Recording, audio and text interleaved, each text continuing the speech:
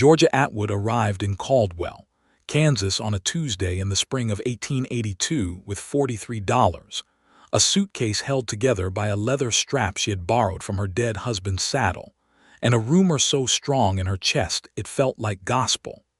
The rumor had come to her through a letter, passed hand to hand from St. Louis through a cousin's neighbor who had a brother working in the land office near the Kansas Indian Territory border. The letter said there was land available just south of Caldwell, good flat land with creek access, and soil dark enough to grow anything a woman with ambition might want to plant. It said the plots were going fast, that the government had opened a stretch following some agreement with the Cherokee outlet, and that a woman with means, even modest means, could file a claim and start something real before the rush swallowed everything whole. Georgia had believed it because she had needed to believe it. Her husband, Thomas Atwood, had been dead 14 months when the letter found her. He had died of a fever that came on fast and left just as fast, taking him with it before she had time to do anything more than hold his hand and watch his breathing go shallow and then still. He had left her the house in Missouri, but the house had a mortgage attached to it like a stone around its neck, and the bank in Jefferson City had been patient for exactly as long as patience suited them. She had sold what she could, packed what she could carry, and bought a train ticket west.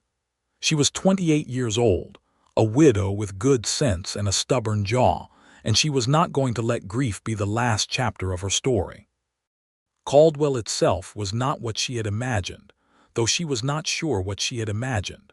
The main street was wide and dusty, churned up by wagon wheels and cattle drives that passed through on their way north.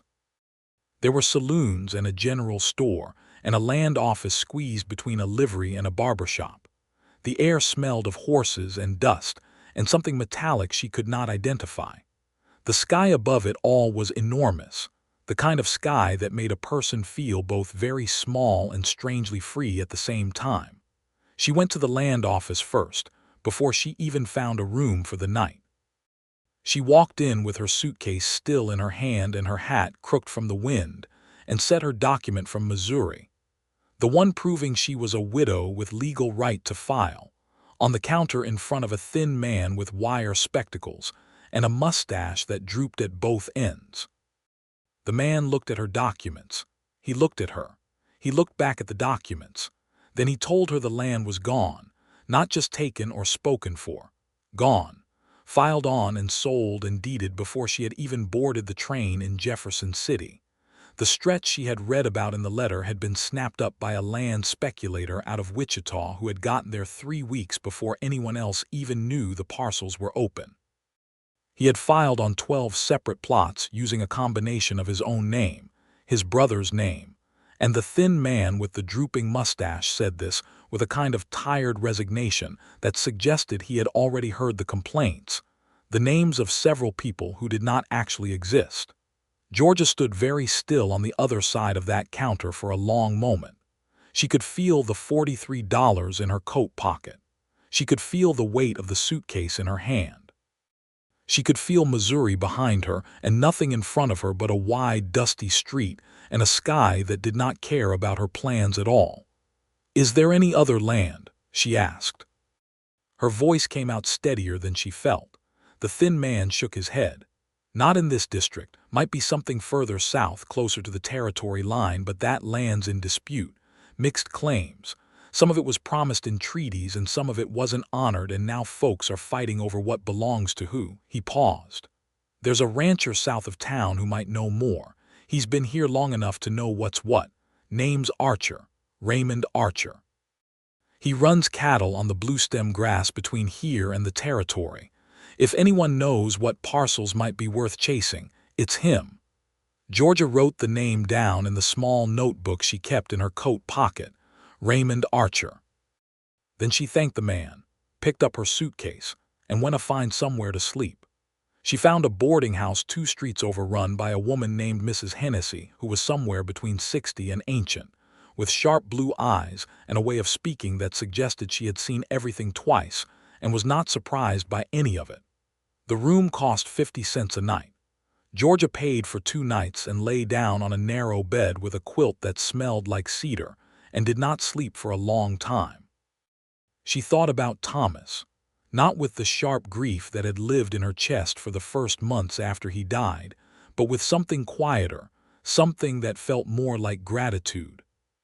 He had been a good man, a gentle man.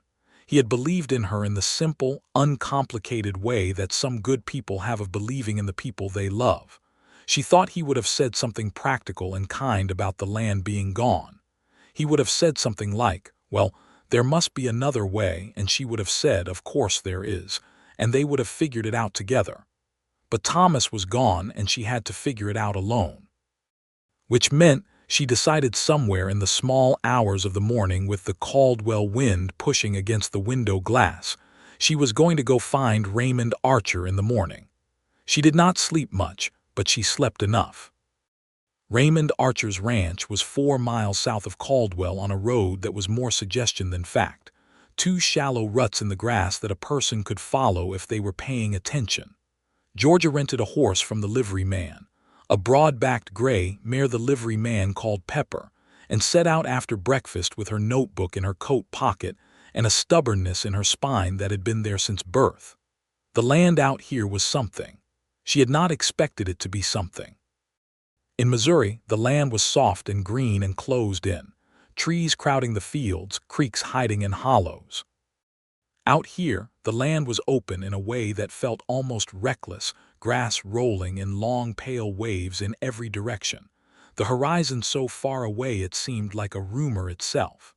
The sky was doing something complicated with clouds and light that made the whole plain look like it was lit from the inside.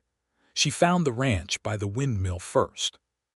A tall wooden windmill turning slow in the morning air, and then below it a cluster of buildings, a main house, a barn, a few smaller structures she guessed were for equipment and hands. The house was solid, built from timber that had aged dark, with a porch running the width of the front face and a chimney putting out a thin thread of smoke. There was a man working near the corral fence. She saw him from a distance first, just a shape against the morning light, and then as Pepper carried her closer she saw him more clearly. He was tall, broad in the shoulders, wearing a canvas work coat and a hat pushed back on his head. He was working on a fence post with a mallet, driving it back into ground that had heaved up over the winter, and he did it with the focused economy of motion that spoke of someone who had been doing physical work long enough that it had become simply part of how they existed in the world. He heard her coming and turned before she got too close. He did not look alarmed, but he looked careful. The kind of careful that people learn when they live in places where strangers can mean trouble. "Morning," he said, setting the mallet down against the fence post. "Good morning," Georgia said, drawing Pepper to a stop. "I am looking for Raymond Archer." "You found him." She looked at him properly then. He was maybe 30, 32, with a face that had been weathered by years of outdoor work into something that was not conventionally handsome, but was absolutely compelling, strong jaw, dark eyes that caught the morning light and held it. Lines at the corners that suggested he had spent considerable time squinting into the sun, and possibly a fair amount of time laughing. There was something about the set of his mouth that she noticed right away, something that seemed to be managing a question.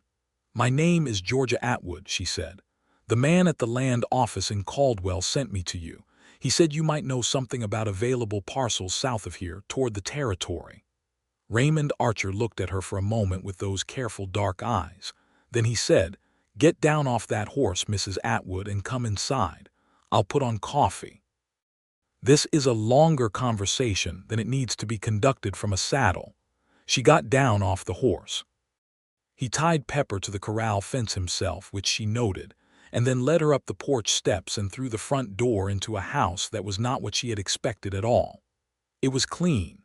Not the kind of clean that happens when someone knows company is coming, but the kind that happens when a person has a relationship with order, a daily practice of putting things where they belong.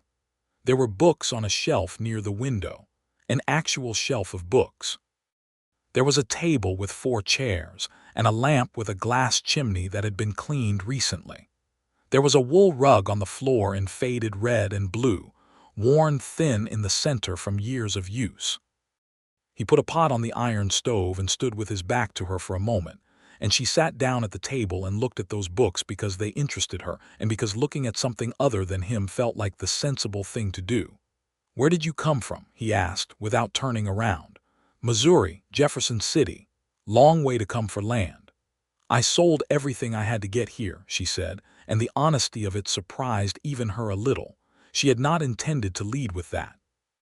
But something in the straightforward quality of the room made her feel like plain speaking was the appropriate register.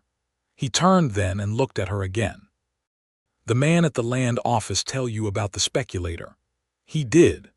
Raymond pulled out the chair across from her and sat down, folding his arms on the table.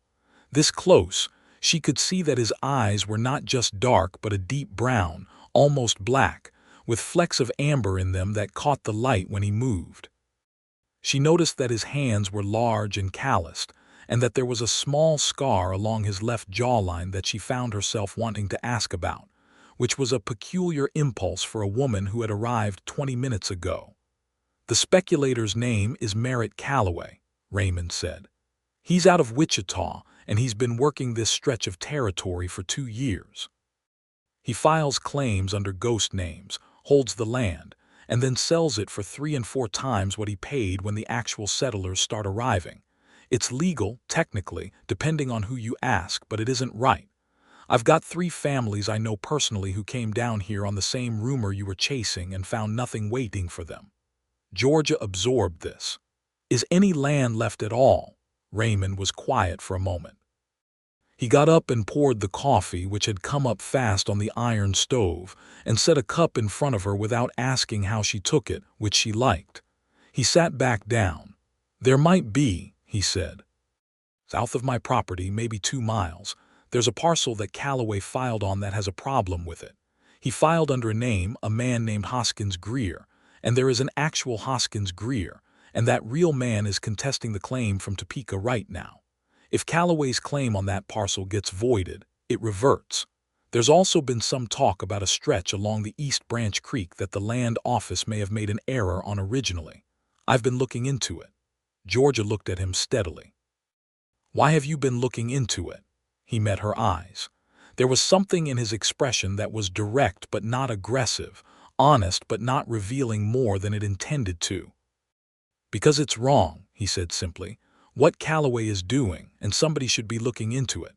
She wrapped her hands around the coffee cup. The coffee was strong and hot and exactly what the morning called for. Outside, the wind had picked up and she could hear it moving through the grass around the house. "What would it take to contest the claim?" she asked. "Time, mostly, and someone willing to do the work. The land office in Topeka has more authority than the one in Caldwell. You'd have to file a formal challenge, document the fraudulent name, demonstrate that the person who filed doesn't exist. It's paperwork mostly, but it's a lot of it, and the land office there isn't exactly eager to move fast on these things." He paused. "Where are you staying?" "Mrs. Hennessy's boarding house." He nodded. "That's a good place. She's a straight shooter." He looked at her for a moment. "I know this isn't what you came here for, Mrs. Atwood. I know you came expecting to just file a claim and start building. I'm sorry the land was already gone. I genuinely am." The apology landed simply and without performance, and she found it more affecting than she expected. There was something about being in a strange town with no land and $43 and a man who barely knew her saying, "I'm genuinely sorry," not in the elaborate way that people use to distance themselves from a thing, but in the plain way of someone who means it. "I appreciate that," she said. "Can you help me with the challenge? Do you know what the proper procedure is?" "I can ride to Topeka with you," he said. "I need to go up that way anyway about some cattle business. It would make more sense to go together. The land office up there, I know a man named Delaney who's been there 12 years. He can tell us what the right steps are." She looked at him for a moment. She was a practical woman and she had learned to be careful, and she wanted to make sure she understood what was being offered. "Why would you do that?" The question did not seem to offend him. He considered it seriously. the way he seemed to consider most things. "Because you came a long way for something that should have been available and wasn't," he said. "Because Calloway's been doing this for 2 years and somebody should push back." And because he stopped for a beat and something shifted slightly in his expression, something small and honest and almost careful in its smallness. "Because I've got the time and the means to help, and it seems like the right thing to do." She held his gaze for another moment. Then she said, "All right. When do you want to leave?" The ride to Topeka took the better part of 2 days, and Georgia learned more about Raymond Archer in those 2 days than she typically learned about people in months. He was not a talker by nature, but he was responsive, which she found more interesting than talkativeness. He answered questions fully and asked his own with genuine curiosity, without performing interest he did not feel. He had come to Kansas from Tennessee, he told her, 8 years ago. He had been 23, the second son of a farmer whose land was not large enough to sustain 2 sons, and he had come west with $200 and a very basic understanding of cattle. He had worked for 3 years as a ranch hand for a man named Holly's out near Dodge City, learned everything there was to know about the cattle trade, saved his money with a discipline that he described as bordering on obsessive, and then had moved south to Caldwell when the cattle drive started coming through and bought his first 40 acres. That 40 acres was now 320, running 200 head of mixed longhorn and shorthorn cattle, and producing enough to sustain itself and reinvest. He told her all of this without boasting, which she noticed. He told it the way someone tells the story of a thing they worked hard for but understand was also a matter of luck and timing, and the particular kind of privilege that comes with being a white man in a place where that matters, which was every place in 1882. She told him about Thomas. She had not planned to tell him about Thomas, but it came out naturally, in the way that things come out when you are riding through open country and the land makes you feel like there is room for honest things. She told him that Thomas had been a kind man who died too fast, and that she had loved him and missed him, and that she had also been in Missouri long enough to know that staying in Missouri was not going to be good for her. "What do you want the land for?" he asked, not unkindly. Just with genuine curiosity, she thought about it honestly. "I want to grow things," she said. "I want to build something that belongs to me. I want to look out a window at something and know that it stays there when I wake up the next morning." She paused. "I want to not be afraid of the bank." He smiled at that, a real smile, the first full one she had seen from him, and it changed his face in a way that she tucked away in some interior pocket without quite examining it yet. "That's a good answer," he said. "What do you want?" she asked, because it seemed only fair. He was quiet for a few seconds, looking at the road ahead. "Same things, I think," he said. "I have the land, I have the cattle. I've been building for 8 years and it's solid now. What I don't have," he stopped, looked at the horizon, started again. "I've been on my own out here a long time. That's fine mostly, but it gets quiet." The way he said it was so plain and so honest that she felt it like a physical thing, something warm pressing against her ribs from the inside. She did not say anything in response because there did not seem to be anything to say, but she thought about it for a long time afterward, riding through the grass. They made camp the first night beside a creek that ran clear over pale stones. Raymond made a fire with the efficient practice of someone who had done it alone in the open country many times. He had packed food, dried beef, hard biscuits, dried apples, and they ate sitting on opposite sides of the fire while the stars came out overhead in that extravagant Kansas way, more stars than seemed possible, layered thick and brilliant from horizon to horizon. "Tell me about this Calloway," she said, because she wanted to understand what she was walking into. Raymond poured coffee from the small tin pot he had propped over the coals. "Merritt Calloway is 52 years old and has been in the land business his whole life," he said. "He started down in Texas during the Reconstruction period, buying up properties from families that couldn't pay their taxes. He moved north when the cattle trade opened up. He's smart and he's patient and he's entirely without conscience when it comes to this particular business. He'd file a claim under a dead man's name and sleep perfectly well the same night. Has anyone challenged him successfully before? Not that I know of. Most people don't have the time or the money to go to Topeka and fight it out. They come with everything they have, they find the land gone, and they either give up and go back east or they try to buy from Calloway at his prices, which are designed to take most of what they have. He looked at her across the fire. You don't seem like either of those types. I'm not, she said.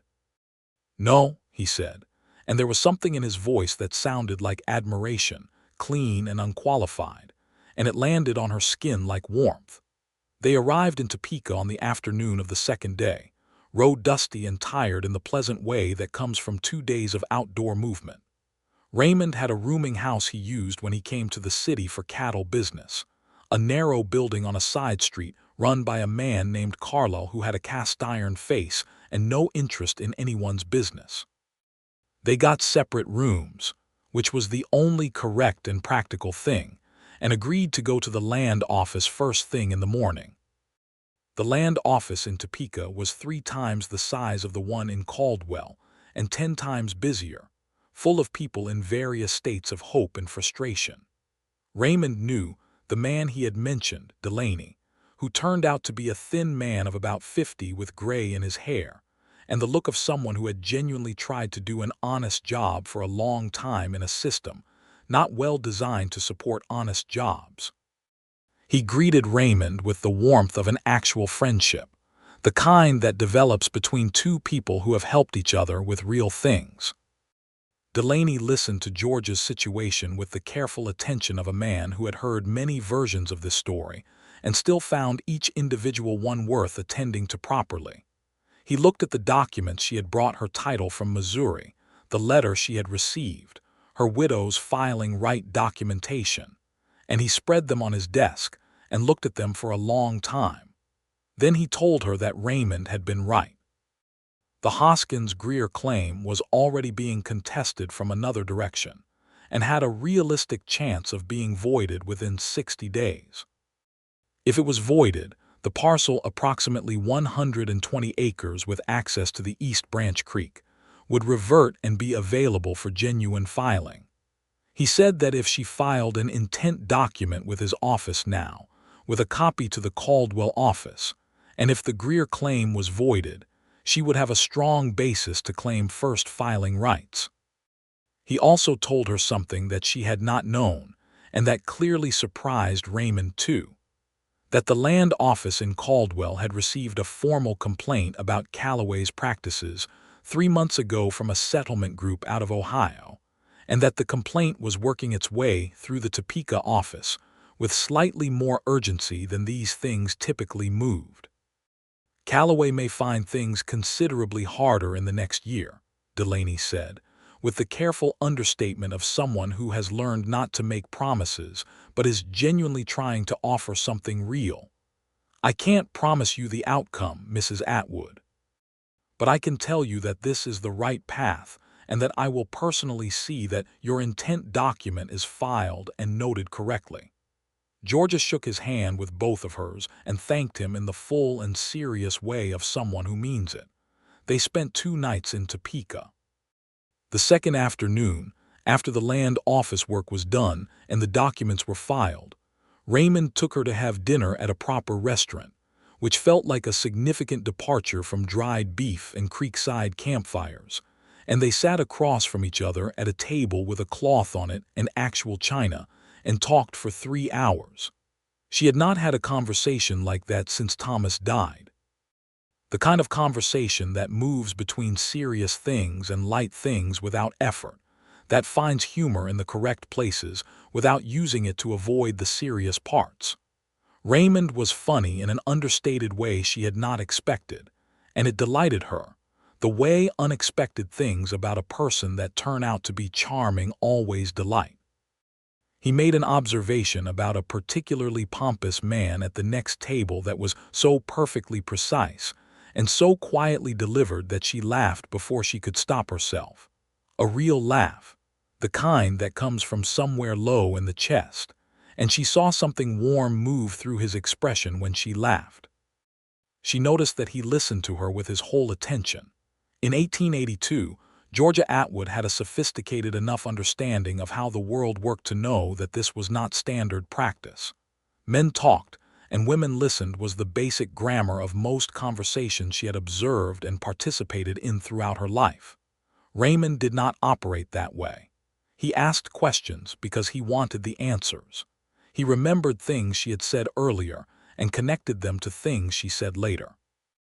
He treated her assessments of the situation with Caldwell and the land office as though they were the assessments of someone whose intelligence he respected, which they were, and which she found quietly and enormously meaningful. On the road back to Caldwell, the second day, when the afternoon was going golden and long, and the prairie grass was lit up amber and the sky had gone deep blue above them, he said something that she thought about for a long time after.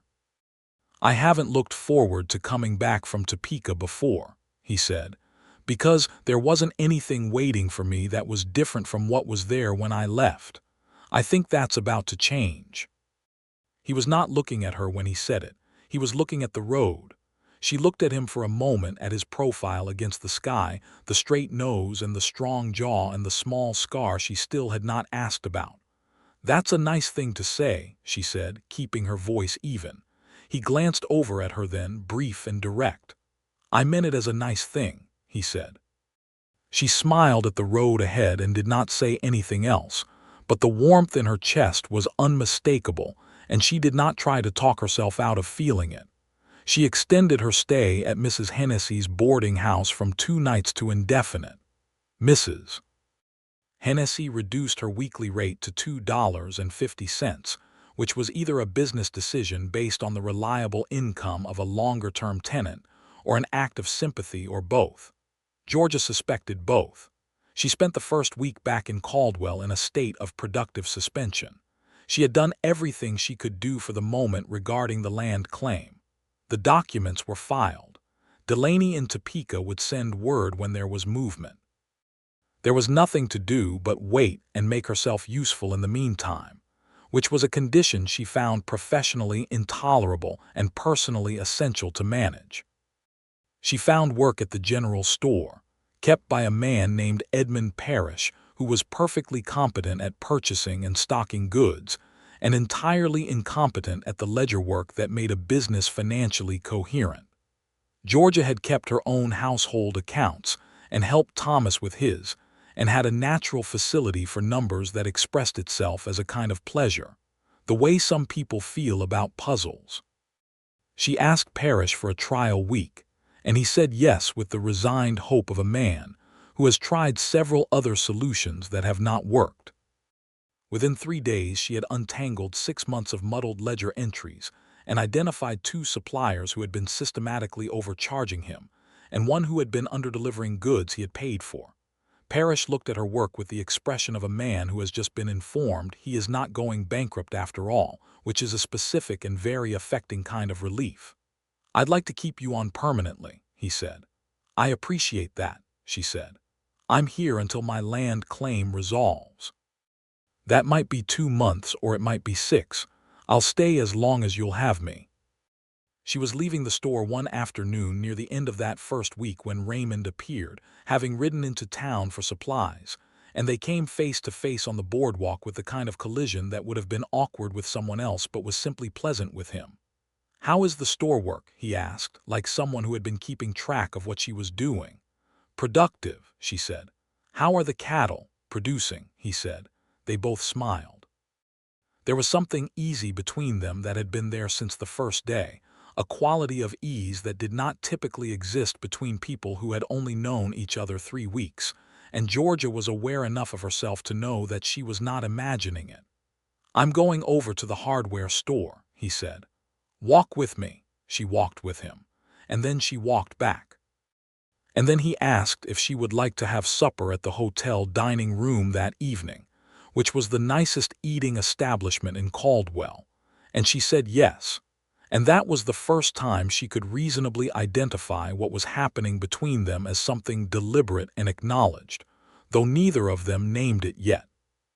He came to pick her up at Mrs. Hennessy's boarding house at 6 o'clock, which meant he had gone home and changed his work clothes for something clean and had ridden back into town in time, all of which Mrs.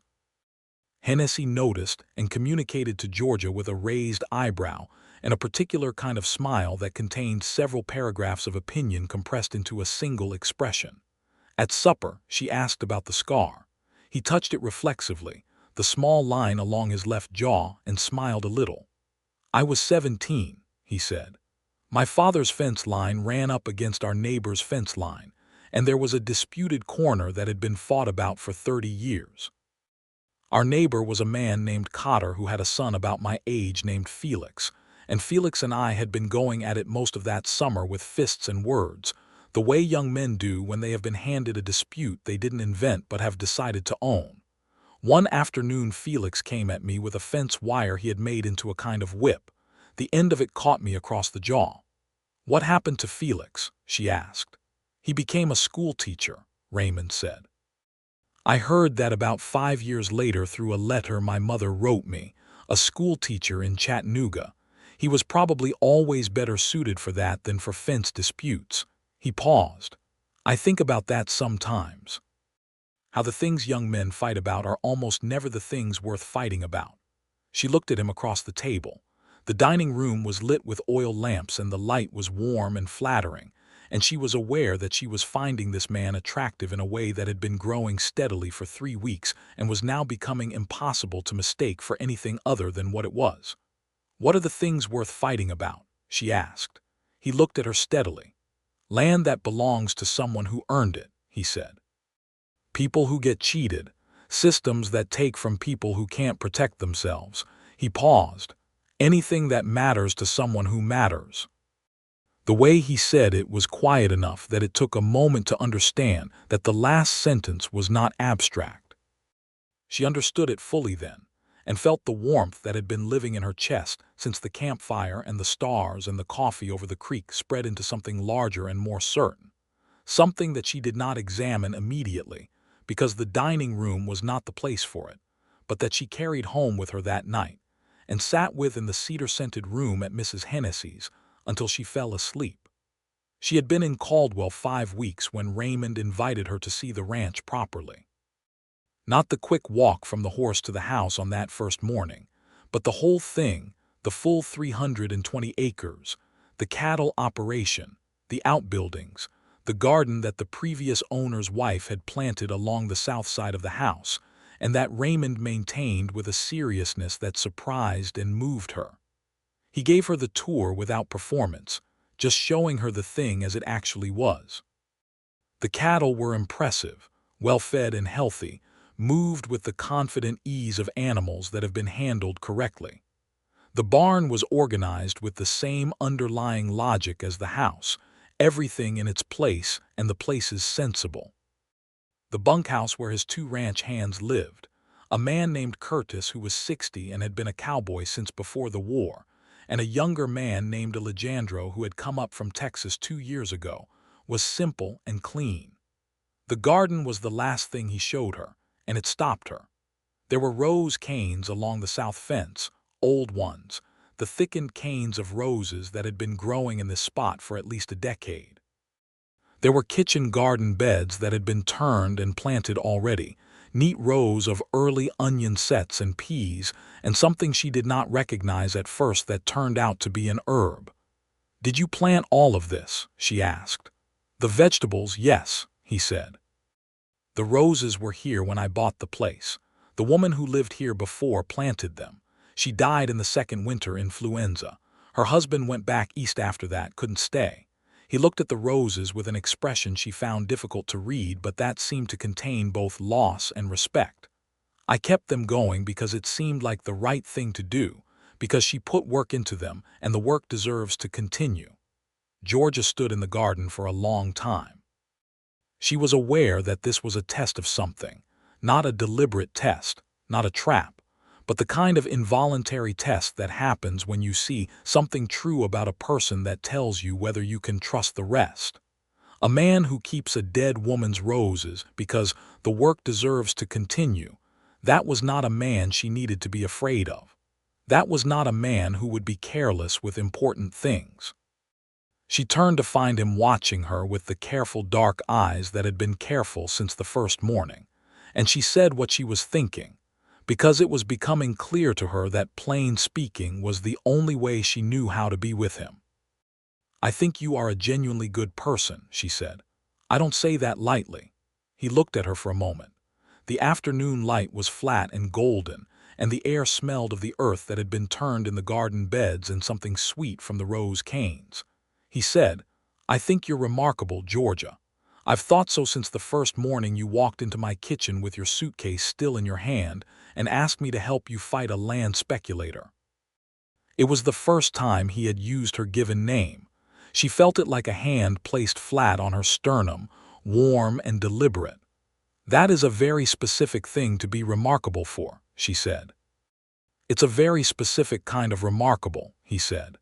And then he took one step toward her and she took none, and he was close enough that she could see the amber in his dark eyes clearly, and he looked at her the way he looked at everything, with full attention and complete honesty, and he said, "May I?" She answered him by closing the remaining distance herself. He kissed her there in the garden with the turned earth under their feet, and the rose canes around them, and the enormous Kansas sky overhead. And it was not a tentative kiss, or a performative kiss, but a real one. The kind that happens between two people who have been thinking about it for long enough that there is no uncertainty left in it. Only recognition, only the simple and overwhelming confirmation of something that was already known. When they separated, she looked up at him. He looked a little stunned, in the pleasant way of someone who has been hoping for something, and had it arrive fully and solidly. "I should mention," she said, her voice not entirely even, "that I am not in the habit of doing that with men I have known for 5 weeks. "I know that," he said. "I'm not in the habit of wanting to." He paused. Somewhat less useful detail. She laughed, that real laugh from low in her chest, and he looked at her when she laughed with an expression that she would carry with her for the rest of her life. Merritt Calloway arrived in Caldwell 6 weeks after Georgia did, which she learned about first from the man at the general store, Edmund Parrish, who told her with the quiet urgency of someone delivering genuinely important information. Calloway had come to check on his properties in the area and had heard, apparently through some connection at the Caldwell land office, that the Hoskins-Greer claim was being contested and that there was a woman from Missouri who had filed an intent document against it. Georgia told Raymond at supper that evening. He listened without interrupting, which was characteristic of him, and then said, "I'm not surprised. Calloway protects what he considers his. He'll likely try to find out who you are and whether you have the means to actually sustain a legal challenge. Challenges that run out of money tend to go away."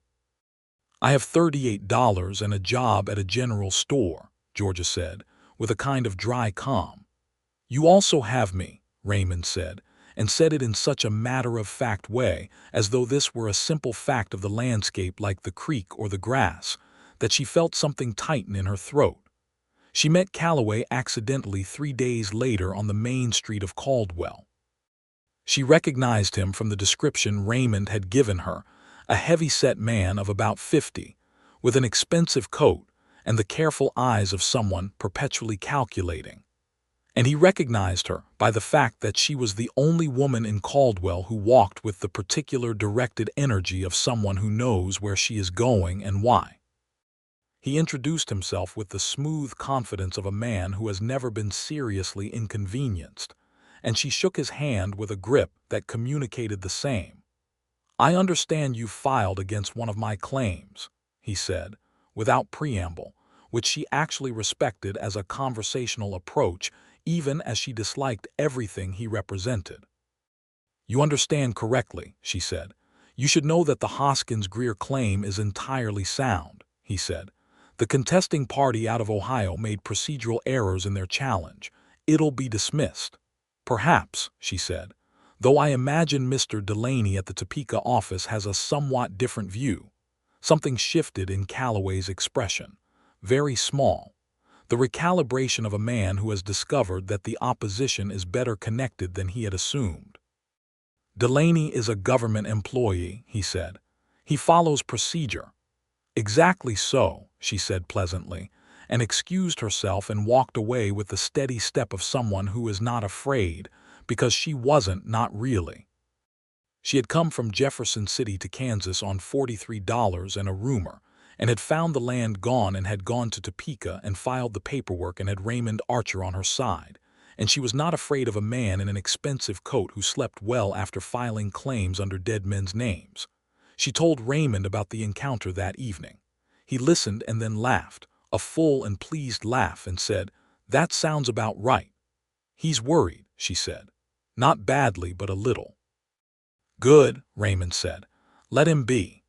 The relationship between them deepened through those weeks with the organic and unhurried progress of something growing in good soil. He rode into town 3 or 4 evenings a week. Sometimes they had supper at the hotel dining room, or at a small place that a woman named Mee Burris ran out of her house on the south end of town that served good food, and operated on the informal understanding that everyone present would pretend it was just a private dinner party. Sometimes they sat on the porch at Mrs. Hennessy's, which Mrs. Hennessy herself encouraged with a pointed regularity that was not subtle but was heartfelt. On Sunday afternoons, when the store was closed, Georgia sometimes rode out to the ranch. She helped Raymond in the garden on those afternoons, finding genuine pleasure in the physical work of it, the communication between hands and soil, and he worked beside her with a companionable ease that felt domestic in the best possible way, the kind of domesticity that is chosen rather than imposed. They talked about everything. About his 8 years building the ranch and the things that had gone wrong along the way and the ones that had gone right. About her marriage to Thomas, not with the defensive care that people sometimes use when discussing a deceased spouse with a new person, but with honest affection, acknowledging that Thomas had been a real person she had genuinely loved, and that she was genuinely happy to still be alive, and in Kansas, and alive to the possibility of new things. About the political situation of the territory, which was complex and layered, and in many ways troubling, the Cherokee Outlet and the various agreements made and remade and broken again. The way the land policies of the federal government interacted with the treaty rights of the nations that had been there before. A history of dispossession that Raymond spoke about with a directness she found unusual for the time and respected greatly. "My neighbor to the south," he told her one afternoon, "is a Cherokee man named James Two Bears who came here with his family after the removal and built a farm that's better managed than anything I've seen in this state. He has more legal right to this land than any of us, and the government has been finding creative ways to not honor that right since before I was born." He said it plainly, without the hedging or the deflection she had heard from other men when the subject came up, and she found it clarifying, the way honest assessments of unjust things tend to clarify the character of the person making them. She met James Two Bears a week later when Raymond took her to the neighboring property. He was a man of about 45 with a quiet dignity that reminded her of the best people she had known in Missouri, the ones who had earned their self-possession through difficulty and worn it without display. His wife, Mary, was warm and direct and made better coffee than anyone Georgia had encountered in Kansas, which was no small thing, and their 3 children, 2 boys and a girl, were curious and well-mannered, and looked at Georgia with the frank assessment of children who have been raised to form their own opinions. She liked them enormously. She found herself thinking, riding home that evening, that the landscape of this place was more complex and more populated with people worth knowing than the bare rumor of land had suggested when she had been sitting in Jefferson City reading a letter, and that this was both better and harder than she had anticipated.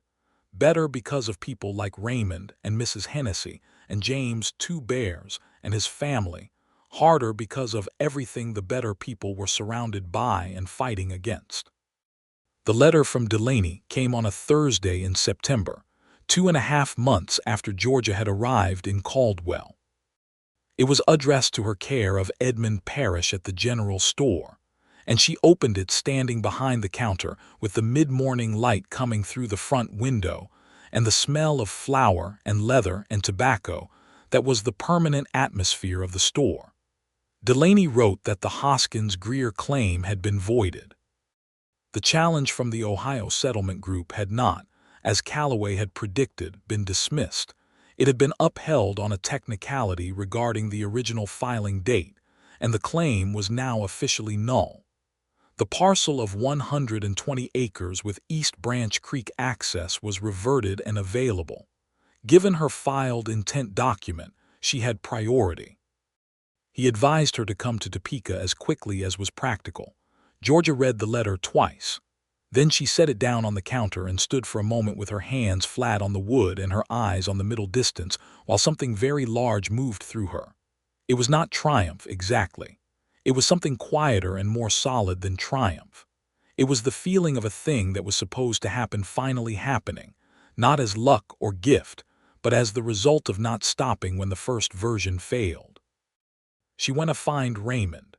He was at the livery, which was where he usually was when he was in town on a Thursday, talking to the liveryman about feed costs and the state of the road south. She came through the door and he turned and saw her face and the letter in her hand, and he said, immediately and without needing to be told, "It came through." "It came through," she said. He crossed the space between them in 3 steps and hugged her, both arms around her, a full and unguarded embrace, and she let herself be held by him and felt the solid warmth of it and thought, without irony or complication, that this was also something she had needed to find. They went to Topeka the following week to complete the filing. Delaney walked them through the paperwork with careful precision, making sure everything was correctly documented, that Georgia's name was on the deed as the sole filer, that the filing date was recorded and witnessed. When the deed was signed and stamped and handed to her across the desk, she held it in both hands and looked at it for a long moment. Her name, the parcel description, the date, the seal of the state of Kansas. She had 120 acres along the East Branch Creek, 2 miles south of Raymond Archer's ranch, and it belonged to her.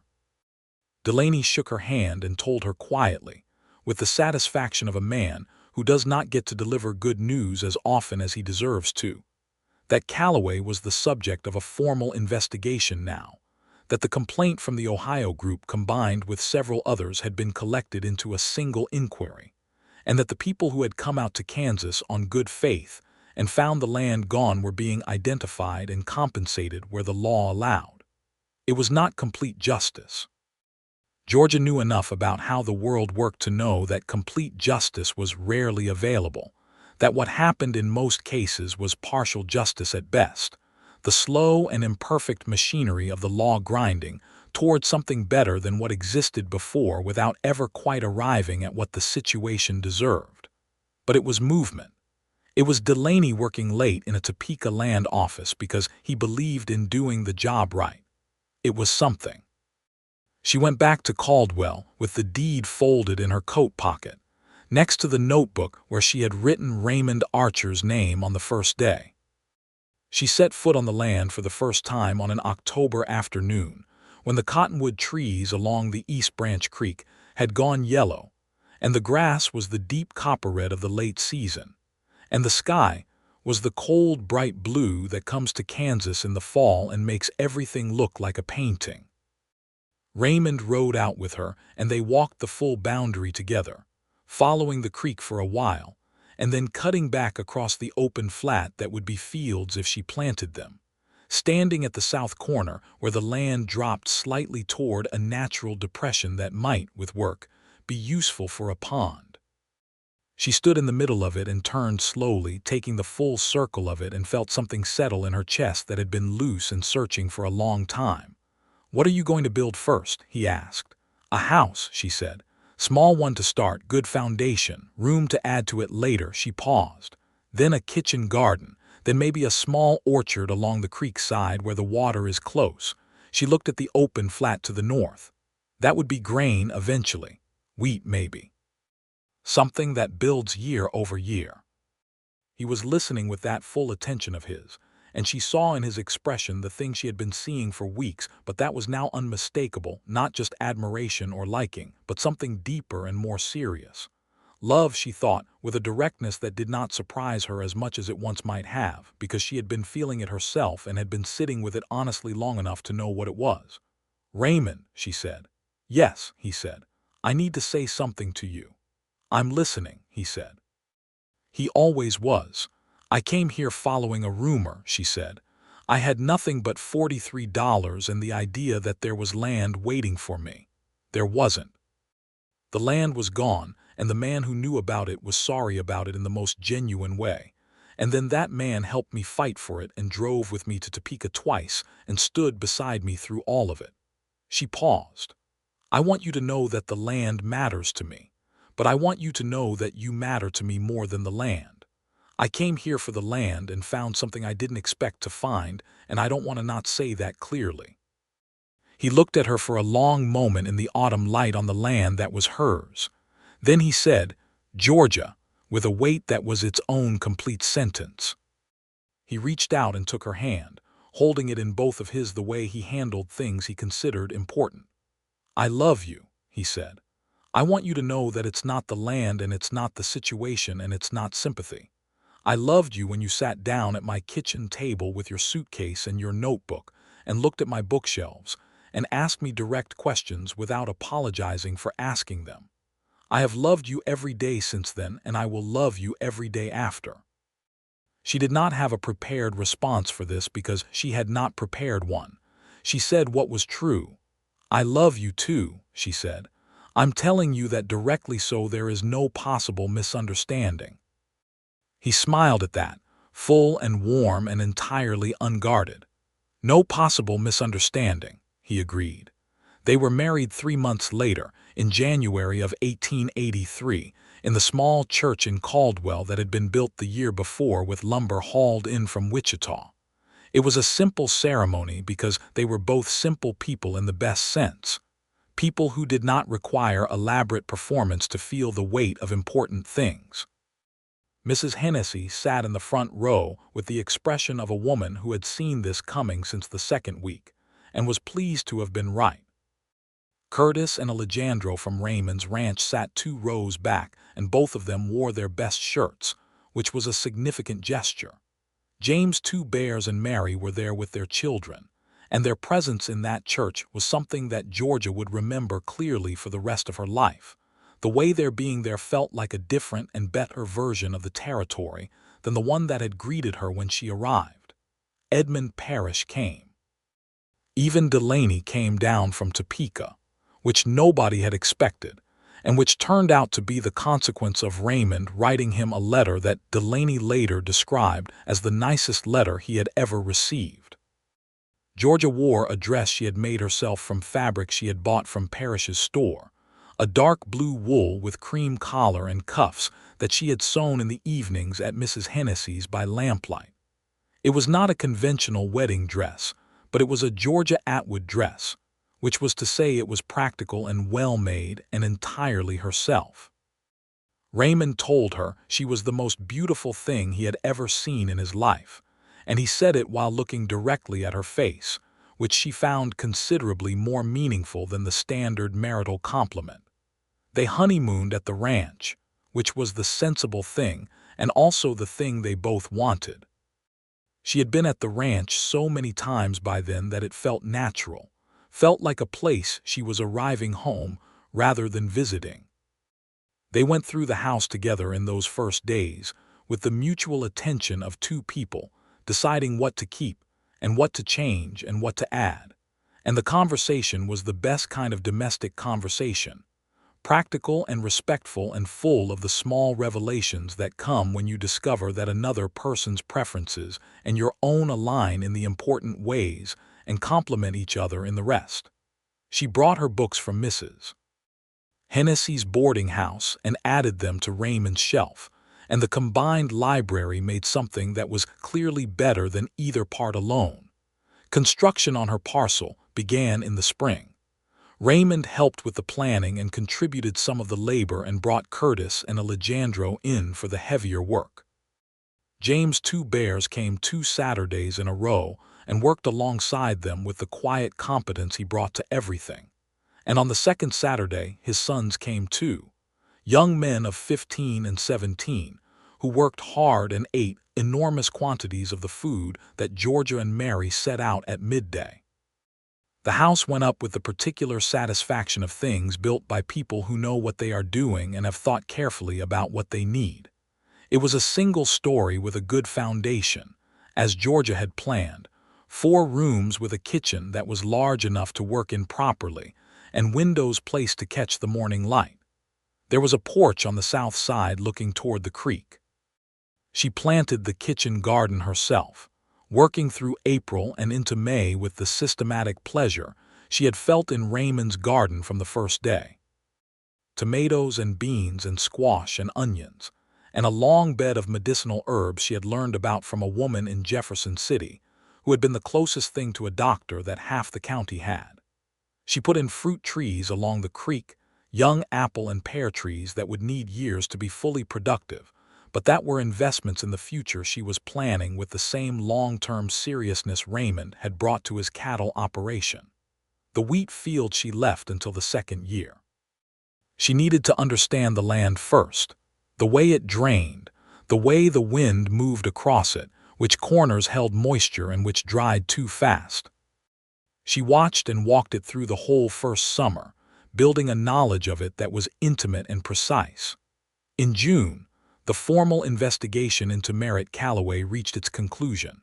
He was ordered to void 7 of his 12 disputed claims on the grounds of fraudulent filing, and was fined an amount that felt insufficient to Georgia, but that was, Delaney wrote to tell her, the maximum the current statute allowed.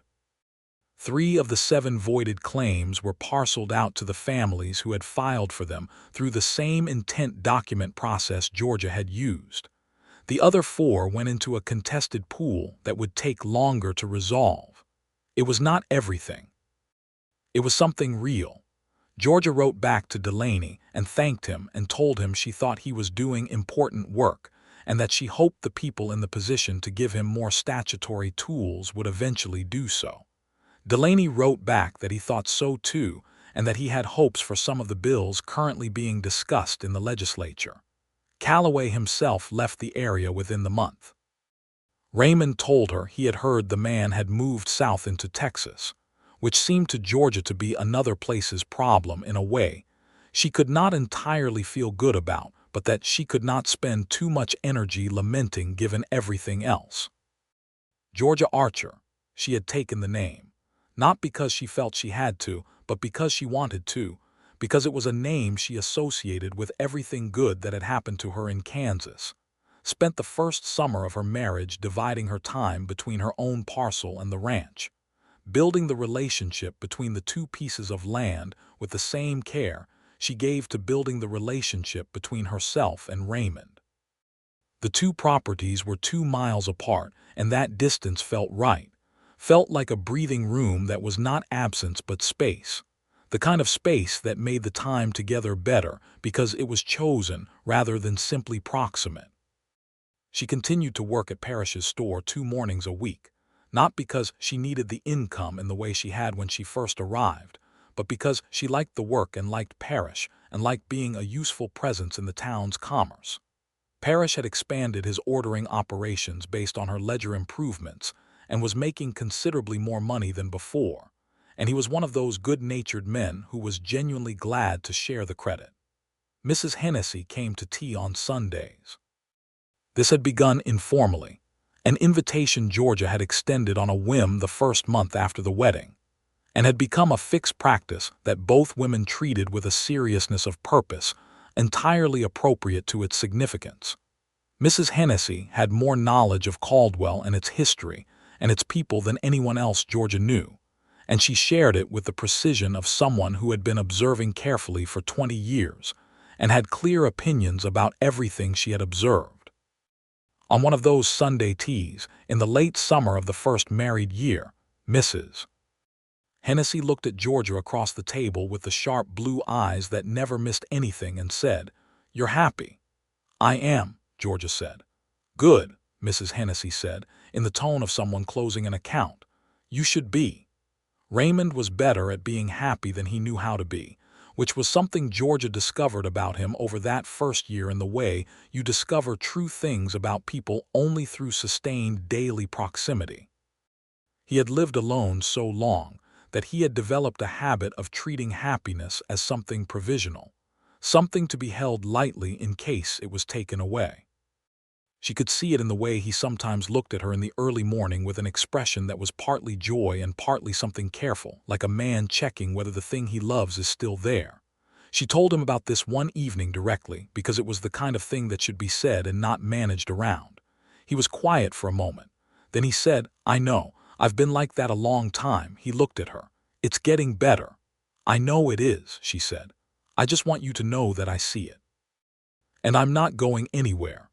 He reached across the table and took her hand and held it without saying anything, and that was enough. The first winter on the land was hard in the way that Kansas winters are hard.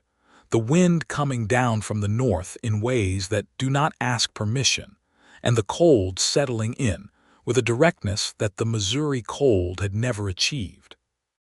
Georgia learned the particular winter routines of the prairie, the way you check the animals before you check yourself, the way you maintain the stovewood supply with a military discipline, the way the community turns in on itself in the winter months in a way that is sometimes suffocating and sometimes the warmest thing imaginable.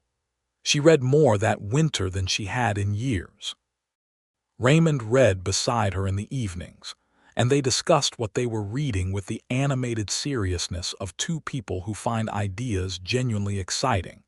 And it was one of the pleasures of that first winter that she had not known to expect, the discovery that her husband's interior life was as interesting to explore as the land had been. He was reading about cattle operations in other parts of the country, always improving and refining, and she was reading about agricultural practices in the Great Plains, trying to understand the wheat-growing possibilities of her land in the context of what the climate was actually capable of sustaining. They traded books sometimes and read what the other had been reading and came back to conversation about it with new angles. In February of 1883, Georgia realized she was pregnant. She told Raymond on a Sunday morning while the snow was coming down outside and the house was warm and the smell of breakfast was still on the air. She told him plainly, because plainness was always her way with him, sitting down across from him at the kitchen table with her hands folded and her face direct. He looked at her for a moment with those dark eyes, and then something happened in his expression that was not a small thing. Something opened, some long-held reserve that she had been watching slowly ease since the summer, and he got up and came around the table and sat down beside her and put his arm around her and held her against him with a tenderness that was so complete it took her breath away. "Are you all right?" he asked quietly against her hair. "I'm perfectly all right," she said. "I'm wonderful, actually." "I know," he said. "I'm just going to hold on to you for a moment anyway." She let him. She held on to him in return. Their son was born in October of 1883, on the parcel along the East Branch Creek in the house Georgia had built, delivered by the woman in Caldwell who served as the nearest equivalent to a midwife, a capable and unflappable woman named Dorothea Ames who had been present at more than 40 births in the territory, and handled all of them with the same direct competence she brought to everything. They named him Thomas Raymond Archer. Thomas for Georgia's first husband, because he deserved to be remembered and because it was the honest thing to do, and Raymond because Raymond was his father and the name suited the weight of it. They called him Tom. Tom was a healthy baby, large and loud and entirely himself from the first day, with dark eyes like his father and a jaw that suggested he had inherited Georgia's stubbornness in full. He slept badly his first month, and Georgia handled the nights with the same practical determination she brought to everything. But she was genuinely tired in a way she had not anticipated, and Raymond was extraordinary through it, waking with her at 2 in the morning, taking the baby when she needed sleep, managing the morning ranch work after nights of interrupted rest without complaint or drama. "You don't have to do all of this," she told him one night, watching him walk the baby in slow circles around the kitchen. "I know I don't have to," he said, looking at Tom's face with an expression of complete and uncomplicated wonder. "I want to." James' two bears came to meet the baby and brought a gift, a small blanket that Mary had made from wool she had carded and dyed herself in a deep red and blue, beautiful and warm, and made with the care that passes between people who have decided they are each other's community. Georgia held the blanket and thanked them and meant it in the deep way. Tom grew through that first year with the efficient determination of a healthy child on good land. He walked at 11 months, which seemed to Georgia entirely on schedule and to Raymond like an early and exceptional achievement, because this was a father's correct and necessary interpretation of the situation. He talked in fragments at 13 months and in sentences by the time he was 18 months old, with the directness and precision that seemed to be a family characteristic. The wheat field happened in the second year, as planned. Georgia planted 20 acres in late September, the hard red winter wheat that was already being grown in the Kansas territory with good results, and watched it come up in the fall and go dormant in the winter and green again in the spring, with a satisfaction that was different from any other kind she had experienced. This was something that kept happening after you had done the initial work, something that renewed itself. Raymond watched her walk the wheat field on a morning in April when it was knee-high and brilliantly green in the early light, and he stood at the edge of it with Tom on his hip, 18 months old, and already trying to get down and walk in the wheat, because Tom had opinions about everything, and he thought that this was it. This was the thing he had been building toward for 8 years, without knowing exactly what shape it would take. He told her this that evening directly, because she had taught him by example that plain speaking was how you honored important things. "When I came here from Tennessee," he said, "I knew what I wanted to build. Land, cattle, something solid. I built it. And it was good." He looked at her. "And then you came in through the door of the land office on a Tuesday morning with your suitcase in your hand and your notebook in your pocket, following a rumor about land that was already gone, and everything that I had built suddenly had a center it hadn't had before." Georgia looked at him for a long moment. She was 30 years old. She had a husband she loved, and a son she was astonished by every day, and 120 acres of Kansas land along the East Branch Creek that she had fought for, and won, and was building into something real. She had a wheat field and a kitchen garden and an orchard that was beginning slowly to become what she had intended. She had come so far from Jefferson City and from that narrow bed in Mrs. Hennessy's boarding house where she had lain awake the first night with the wind pressing against the glass. "Raymond," she said. "Yes," he said. "I want to tell you something I think about sometimes." "Tell me," he said. "You apologized to me that first day," she said, "for the land being gone. You said you were genuinely sorry. And it mattered to me more than I knew how to explain at the time, because I had traveled a long way on a bad bet and I was standing in your kitchen with everything I owned and nothing in front of me, and you said you were sorry in the way that someone says it when they actually mean it. Not to manage the situation or to make me go away easier, just because it was true and you felt it." She paused. "I think I started to love you that morning. I didn't know it yet, but I think that was when." He was very quiet for a moment. Outside, the wind moved through the new wheat and through the cottonwoods along the creek, and the spring evening was settling in with its particular combination of cold and sweetness. "The land was gone," he said softly, "but you weren't." She got up from her chair and crossed to him, and he put his arms around her, and they stood in the kitchen of the ranch house that had become their shared home, with Tom asleep in the next room, and the land along the creek visible through the window in the long spring twilight. And she thought that this was the truest version of what she had been trying to build since Thomas died, since she had read that letter in Jefferson City, since she had first understood that grief was not a destination but a passage. She had passed through it.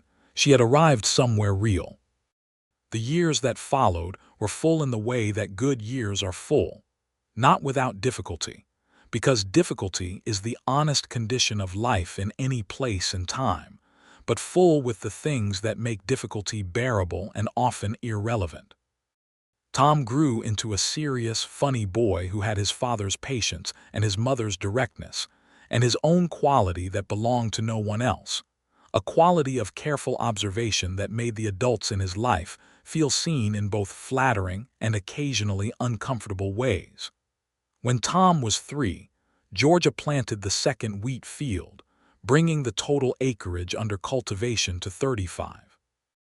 When Tom was 4, the first of the orchard apple trees produced a real harvest, small and sweet and crisp, and Georgia made apple butter in the kitchen for 3 days running and gave jars of it to everyone she knew, which by then was most of Caldwell and several dozen people in the surrounding territory.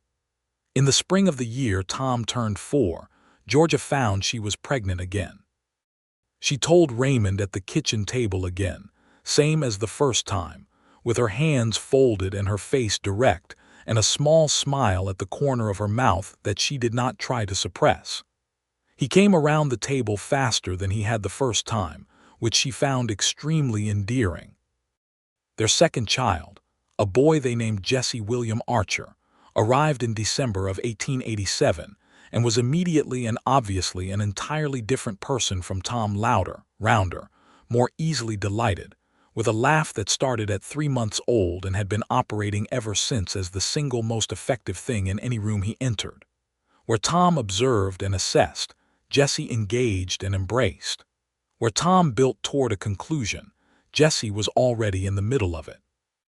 Raymond watched his 2 sons together with the expression of a man who cannot believe his own luck and is not entirely sure what to do with that feeling except to show up for it every day, which was what he did.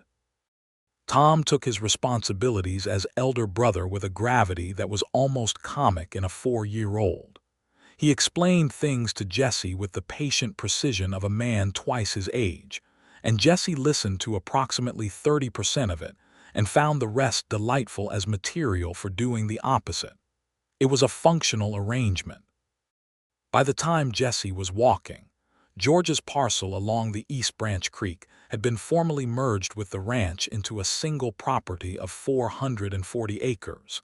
The integration of the two completed not by absorption, not by George's land becoming Raymond's, but by the legal creation of a joint holding with both names on the deed in equal standing. This had been George's idea and Raymond's immediate agreement, and it was the kind of agreement that comes easily between people who have been operating as genuine partners for years. Edmund Parrish retired from the general store in 1888 and offered it first to Georgia, which was a gesture she found deeply touching and which she declined because she had no desire to be a full-time shopkeeper, but which led to a conversation about who should take it over that ended with the arrival of a young woman named Clara Holt from a town east of Wichita who had accounting training and ambition, and absolutely nothing to prove, which were exactly the right qualifications. Georgia spent 2 weeks training Clara in the ledger system she had designed over 6 years of working the store's books, and Clara took to it with the speed of someone encountering something they had always known how to do without knowing it. Mrs. Hennessy died in the winter of 1889. She was somewhere between 80 and ancient, and she died in her sleep in the cedar-scented boarding house, which was a quiet and appropriate ending for a woman who had seen everything twice and was not surprised by any of it. Georgia felt the loss with a realness that did not perform itself. That simply was because Mrs. Hennessy had been kind to her at the exact moment when kindness mattered most, and that was the kind of thing that lived in a person permanently. At the funeral, Georgia stood with Raymond's hand in hers and Tom holding her other hand and Jesse on Raymond's hip, and she thought about arriving in Caldwell that Tuesday in the spring of 1882 with a suitcase and $43, and a rumor that had turned out to be wrong in the way that rumors often are, wrong about the specific facts but pointing, inadvertently and crookedly, toward something real. The land had been gone. The man who knew about it had been sorry. And from that wrong beginning, from that specific failure, from a sorry man in a farmhouse south of Caldwell who kept a dead woman's roses because the work deserved to continue, she had built something so real and so solid that she could not, standing in the cold Kansas churchyard with her family around her, imagine what she would have missed if the rumor had been right, if the land had simply been waiting, and she had simply arrived and filed her claim and built her house without any of it. She thought the wrong beginning was the right beginning. It was wrong in every specific way and right in every essential one. James Two Bears stood on the other side of Raymond at the funeral, and after it was over he said to Georgia, in the quiet way he had, that Mrs. Hennessy had been one of the few people he had encountered in this territory who spoke to him as though they were simply two people, without the reduction or the distance that most white settlers brought to every interaction with the nations. Georgia said she knew that. She said she thought that Mrs. Hennessy had been remarkable in that and in many other ways, and James said he agreed, and they stood for a moment in simple, shared grief for a woman who had deserved better and had, at least in the end, been among people who knew it. The investigation into Callaway's operations had eventually resulted in a formal audit of land claims filed in the southern Kansas territories from 1879 through 1884. The audit was slow and imperfect and did not restore everything that had been taken, but it did restore some of it, and the methodology it established, the requirement for verified identity documentation on all filings, the stricter definition of fraudulent representation, became part of the revised land office procedures that Delaney had been arguing for since before Georgia arrived. She heard this from Delaney himself in a letter he wrote in 1889, a long letter full of the careful satisfaction of a man looking back at things that took years to happen and are better for having happened. And she read it at her kitchen table on the parcel along the East Branch Creek, with the apple orchards visible through the window, and the sound of Jessie learning to explain something to Tom in the next room, the grammar of it backward and confident. And she felt the particular weight of things that take longer than you want but finally come right. She wrote back to Delaney and told him she thought he had done genuinely important work and that she was grateful for every specific thing he had done for her and also for the larger thing, the accumulated small honesty of doing his job correctly in a system that made that difficult.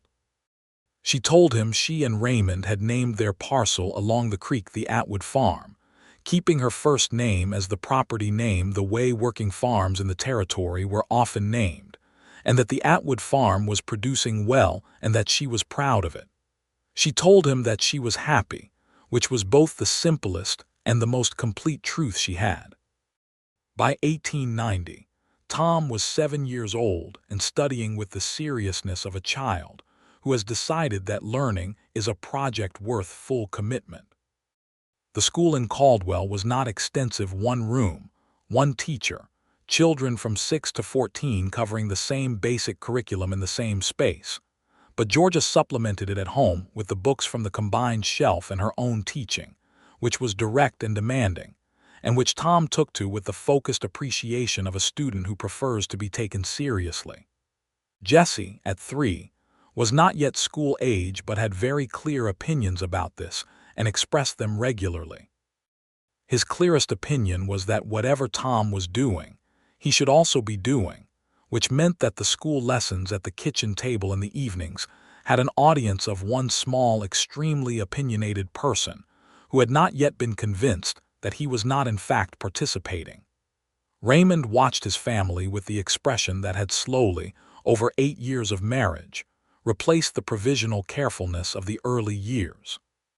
He had learned, Georgia had helped him learn, that happiness was not something held lightly in case of loss, but something lived fully in the understanding that even temporary things are real, that love is not diminished by being finite but intensified by it. He was still careful, still attentive, still the man who checked whether the things he loved were still there in the morning, but the checking had changed its quality. It was no longer anxious. It was grateful. He came in from the fields one October evening in 1890, the boys already asleep and Georgia at the table with the lamp on, and the ledger book spread out. She still kept the accounts, both for the ranch and the farm, and now also on a consulting basis for 2 other businesses in town, because the work was interesting and because she was very good at it. And he poured himself coffee from the pot on the stove and sat down across from her, the way he had 8 years ago, when she had sat down across from him in a kitchen she had never been in before, and asked him to help her fight a land speculator. He looked at her face in the lamplight, the dark hair that had a few threads of gray in it now, the direct eyes that had been looking at him with love for 8 years without wavering, the stubborn jaw that was the first physical thing he had noticed about her on a Tuesday morning in 1882. "What are you thinking about?" she asked, without looking up from the ledger. "You," he said. She looked up. The lamp was between them and the light was warm, and the house was quiet with the particular quality of quiet that exists in houses where children are asleep, which is its own kind of presence. "What about me?" she said. "That I am extraordinarily glad you came to Kansas," he said. "Even the wrong way, especially the wrong way." She set down her pencil. She looked at him across the ledger books and the lamp and the years. "I came following a rumor," she said. "I found the land was gone. I found a man who was sorry about it." "I was very sorry," he said. "You were," she said. "And then you helped me anyway, and I found everything." He reached across the table and took her hand and held it in both of his, the large calloused hands that she had loved since the second week. And she held his back with the full warmth of someone who knows exactly where she is, and exactly who she is with, and is, in the most complete possible sense, home. Tom shifted in his sleep in the next room, the small sound of a child comfortable and safe. Outside, the night wind moved through the wheat fields and the apple trees along the East Branch Creek, through the cottonwoods and the bluestem grass and the enormous Kansas sky that had no ceiling and no end. The land was hers. The life was hers. The man across the table was hers, and she was his, freely and completely, and with the full understanding of what it meant to choose something and mean it. In the spring of the following year, she planted another row of apple trees along the south fence of the Atwood farm, young trees that would need years to bear. She planted them in the full knowledge of that, in the full confidence of someone who intends to be there to see them bear, who is building something that takes the long view, who arrived once with nothing and made everything and is not finished yet. Raymond helped her with the planting, working beside her in the turned earth of the orchard with the easy companionship of 8 years, and Tom worked beside them both with the serious assistance of a 7-year-old who has decided this is important and wants to get it right. And Jessie sat at the end of the row in the spring mud with a complete contentment that was simply Jessie's way of being in the world. The trees went in one by one, set properly in good soil, tamped down carefully, given water from the creek bucket. Georgia stood back and looked at the row when it was done, wiping her hands on her work skirt, and felt the solid, ordinary, extraordinary beauty of it, the work, the land, the people around her, the creek sound and the wind sound and the warm hand of her husband finding hers without looking. Everything was right. Everything was real. Everything was hers. She had come to the territory following a rumor about land. She had found the land was gone. She had found the man who had it was sorry, and from that sorry man's genuine care and her own refusal to stop, she had built something more solid and more true than any rumor could have promised. The apple trees would grow. The wheat would come again next year and the year after. Tom would carry the land forward someday, and Jessie would do something wonderful and noisy that nobody could predict yet. The roses on the south fence of the ranch house would bloom again in June, as they had been blooming for 20 years, as the work of the woman who planted them continued to deserve its continuation.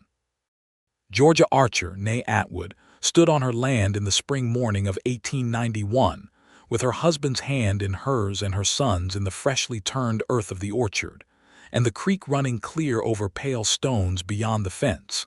And she knew, with the calm certainty of someone who has arrived at the thing they were always traveling toward, that this was it. This was the whole of it. This was the answer to every question she had carried with her from Missouri and on the long road west and into the dusty main street of Caldwell, and through the door of a land office where a thin man with a drooping mustache had told her the land was gone. The land had been gone, but she was here. She was here and she was staying. She had earned every acre of it and every morning of it, and every morning from here until the end would be another day on the land she had fought for, beside the man she had found, building the life she had refused to stop believing was possible. That was enough. That was everything.